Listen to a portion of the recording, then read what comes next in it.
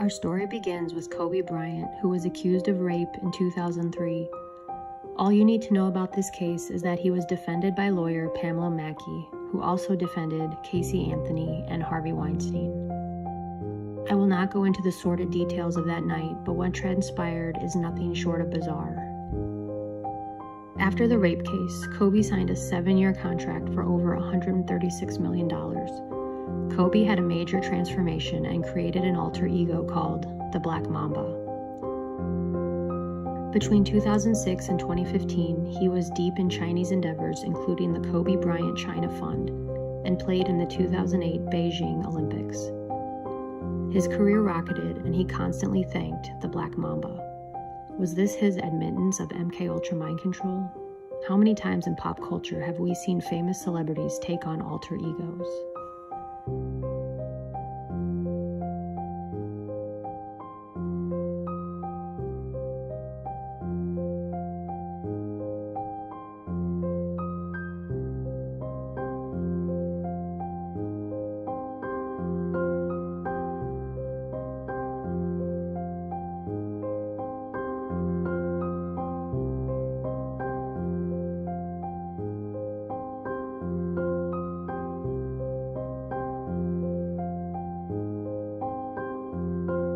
He once said, "I had to separate myself. It felt like there were so many things coming at once. It was just becoming very, very confusing. I had to organize things, so I created the Black Mamba." If you are new to this subject, you might be thinking, it's just an act, it's just Hollywood. It's not. At the highest levels, you cannot reach mass fame without sacrificing something or being controlled. Just ask Roseanne Barr about MKUltra in Hollywood. You've been a Hollywood insider for so long, yet you've been vocal for so long. I mean, how challenging is it to see your colleagues across Hollywood lacking for the Obama administration when they have so much power and influence that they could single-handedly shape the dialogue when so many people are watching them? Well, I think that, this is a culture of fear, and nobody's more afraid than people in Hollywood. They're afraid that they'll drop out of the top, They're afraid that they'll drop from the bottom of the pyramid. I go to Hollywood parties, or, occasionally I go to Oscar parties and things like that. And people, big stars, people will grab me by the arm and take me aside and say, "I just want to thank you for the things you say." And it blows my mind, but that's the culture. It's a culture of fear for sure. And it's a big culture of mind control too. MKUltra mind control rules in Hollywood. If you don't know, Google that and look into it. Kobe then went on to write a number of occult children's books involving inner magic. The last children's book he was writing was deleted by the author after Kobe died. The author claimed, "I deleted it.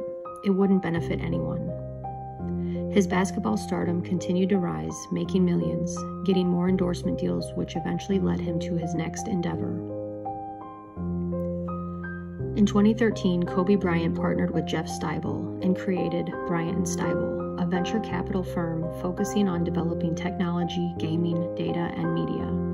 For those that don't know, Jeff Steibel looks like Charles Manson and has started pro-transhumanism companies that implanted computer chips onto people's brains to enable control of electrical devices through thought. He innovated the convergence of mind and machine, among other creepy ventures. When Bryant and Steibel went public at the New York Stock Exchange, Bryant was introduced to Cindy Me. Cindy is the creator of an online children's education initiative called VIP Kid, which is backed by the Chinese Communist Party out of Beijing. Chinese President Xi stated, "All education will be the training basis for the next red generation, creating the future socialists." After meeting Cindy, Kobe wrote her a $1 million check to help fund VIP Kid. VIP Kid went on to recruit 600 students and 3,000 teachers from the United States. If you're up on current events, you will know there is a divide among Taiwan and China. Taiwan wants independence, and the US is one of their biggest allies. Some of the teacher recruits for VIP Kids were discussing the Taiwan issue, and they were kicked out and sent home. Wendy Deng is the only board member of VIP Kids. Deng is from the Shandong province of China, but currently resides in New York City. She has a famously cozy relationship with Jared Kushner and Ivanka Trump. In 2017, counterintelligence officials warned Jared Kushner that Wendy Dang might be using their relationship to spy for the Chinese government. Wendy was also married to media mogul Rupert Murdoch. And let's not forget Dianne Feinstein and her Chinese spy, her driver of 30 years. There is a list on Wikipedia of the known Chinese spies who were caught, and it has become quite the concern in 2020 amidst the coronavirus outbreak. Another investor of VIP Kids is a Chinese billionaire, Jack Ma, from the Alibaba Group. Jack Ma hired Kobe Bryant to participate in a startup called Fun88, which is an online casino and gaming website, which is now currently owned by Joseph C. Lewis.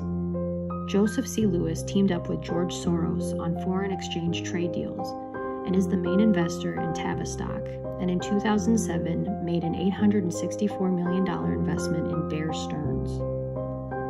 Jeffrey Epstein joined Bear Stearns in 1976, climbed the social ladder by giving the bank's wealthiest clients, such as Seagram president Edgar Bronfman, on tax mitigation strategies. If you remember, Edgar Bronfman's daughter Claire pleaded guilty in the Nexium sex slave case and is now in prison.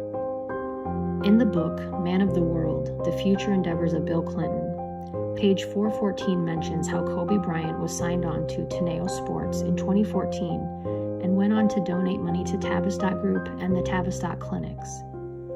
One of the best-kept secrets of the Tavistock Group is that it's funded by the Rockefeller family and the Chinese Communist Party. Important figureheads involved in Tavistock are Henry Kissinger and Sigmund Freud. This institution is infamous for their mind control experiments, control on world's agriculture, eugenics, and depopulation. Why is Kobe Bryant donating money to these communist institutions? Now let's get into the pharmaceutical connection. John Kapoor, the big investor of high-tech pharmaceuticals and executive of Insys Therapeutic Corporation, is now serving 66 months in prison for lacing his Black Mamba Hyper-Rush energy pills with opioids. Kobe Bryant was in the process of suing the company for brand infringement. Now with this case, we have Insys Therapeutics, an Acorn pharmaceutical company which owns high-tech pharmaceuticals. Kobe Bryant was scheduled to go to court on January 29, 2020 to expose these companies, but he died on January 26th. What is so strange about this? Other than the fact that Kobe died, I discovered that Jeff Steibel owns high shares and stocks in all three of these pharmaceutical companies. Teva Pharmaceuticals and Novartis were involved in the largest cartel case in history involving price fixing of their drugs. This was so huge it involved 44 states. Did you even hear about this? Apotex is a Canadian pharmaceutical company created by Barry Sherman, a member of the Jewish Congress in Canada. Barry Sherman and his wife were involved in a honeypot scandal of sending a woman to Teva Pharmaceuticals in Israel to seduce a high-ranking executive to get him to extract information about the patent for Azilect, the cure for Parkinson's disease. They were successful in stealing the patent, and although didn't admit to patent infringement, he dubbed himself the Robin Hood of pharmaceuticals. As a result, Teva, out of Israel, lost billions of dollars over this loss. Barry and his wife Honey were found strangled to death in their home in 2017. I also discovered that Apotex was a partner of the Clinton Foundation, and they provided generic vaccines to the Clintons' Haiti project. Whether they knew too much about the Clintons or were murdered by the Mossad, you be the judge. Speaking of murder, Patrick Soon-Shiong was a mentor to Kobe Bryant, bought the LA Times, and owned lots of stock in Teva and Novartis, the companies Kobe was going to expose. Anthony Fauci went on record stating that he was proud of the work he did while working with the Bill and Melinda Gates Foundation and the Clinton Initiative of Haiti. Fauci is also a member of the Populations Institute with Bill Gates. COVID-19 is starting to look like a political tool used for global positioning, which brings me to the Belt and Road Initiative. The Belt and Road Initiative was launched in 2013 by President Xi to develop and collect investments that would stretch from Asia to Europe, significantly expanding China's economic and cultural influence on the world. Some countries, like the United States, saw this as China's Trojan horse that could potentially have negative consequences and allow them to expand their military. The countries that have aligned themselves with China's political initiative are not being hit with COVID. The countries that are at odds with the initiative have been hit hard. Coincidence? There is another theory about Trump's trade deal with China. Could that have been another victim of the COVID-19 outbreak? The Bryant Institute bought the coronavirus patent in 2018, which is funded by the Bill and Melinda Gates Foundation. Novartis bought the coronavirus patent from the Chiron Corporation in 2006. During the same year, Novartis bought out the Chiron Corporation and it no longer exists. You can still see the coronavirus filing of 2004 on the US and Patent Trademark website. So if this was a Chinese psyop, why are there thousands of Chinese dying from COVID-19? If you look at the provincial map of COVID-19 affected areas of China, you will see that Beijing is hardly affected. Beijing is the epicenter of communist power. Where do Bill and Melinda Gates have their office in China? Beijing. When you look at the areas being hit hard by COVID-19, you have Guangdong, which was the hotspot for SARS back in 2003, Wuhan, where the infamous Wuhan Institute is located, and Hong Kong, coincidentally where the anti-government protests were taking place just before COVID-19 broke out. Remember Daryl Morey, the general manager of the NBA, tweeted in support of the Hong Kong protesters? His tweet ended a long-time relationship with China, and Kobe Bryant never said a word. So where does this leave America? The answer is, I don't know. What I do know is this seems to be the biggest global conspiracy in the history of the world. Is this a communist takeover? Or is China just a pawn for the global elite? If you aren't familiar with Project Bluebeam, I will give you a quick synopsis. It's basically the elitists' plan to take over the world. You can look more into it, but if this is right, we are living out scenario B.